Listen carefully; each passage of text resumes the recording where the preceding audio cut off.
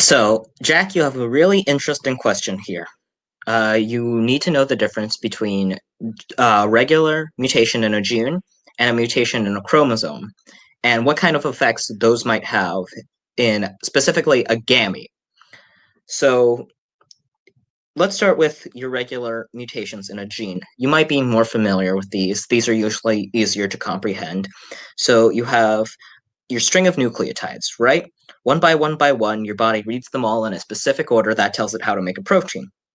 Well, when you're copying that genetic material to make a new cell, uh, sometimes things don't go right.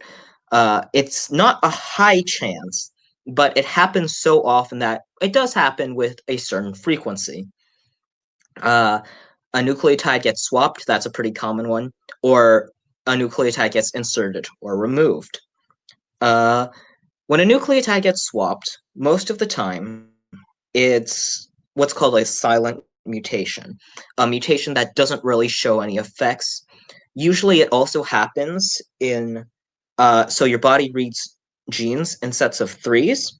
So it usually happens on the third in a set of three because that's uh, that's the one that's kind of the least problematic if it gets swapped. Usually that's the nucleotide that has some wiggle room as to what it can be, and it will still churn out the same protein. Uh, the insertions or the deletions or the indels, if you will, uh, those are the ones that can be really problematic because, like I said, your body reads them in sets of threes. So if you add in a extra or you take one out, all of a sudden those sets of threes are all disrupted. So instead of making one mistake in a gene, now you have 300, which can be problematic, frankly. Uh, all of a sudden, maybe that protein isn't going to be made anymore. Maybe it's going to be made, but it's going to be terribly misshapen. That can cause a lot of problems. A chromosomal mutation it's like that same principle but applied to a grander scale. Instead of just having that one gene laid before you, you have that chromosome, which is like a library of many genes. And so if you just knock down a shelf in a library, if that entire section of genetic material gets deleted, well, missing one protein can be very bad. It can be lethal. Missing all of those proteins is can have deleterious effects. You can end up with things like Wilf-Hirschhorn syndrome, Jacobson syndrome, uh, Cri-du-Chat syndrome. Nothing that's really desirable.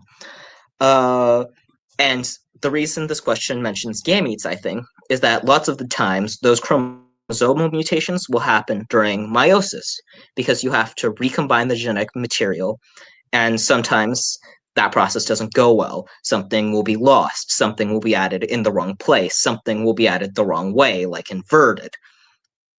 So there's lots of potential for things to go wrong. But when the question asks for how those mutations may result in phenotypic changes, well, the phenotype is the outward expression of those genes. It's how those genes make you look and function. It's the result. So lots of times what happens is that if you have those big chromosomal errors, that cell dies because your body has a vested interest in making sure none of those mistakes, kind of go to the end result. But yeah, lots of those earlier syndromes I mentioned, like Cri-du-Chat, those are examples of chromosomal mutations that have those phenotypic results. Most of the time, it's nothing good. Things will generally go wrong. It's easier for things to go wrong than for them to go right, is what I'm going to say. So I hope that helps you. And if you have any further questions, feel free to post them and I'll try to answer.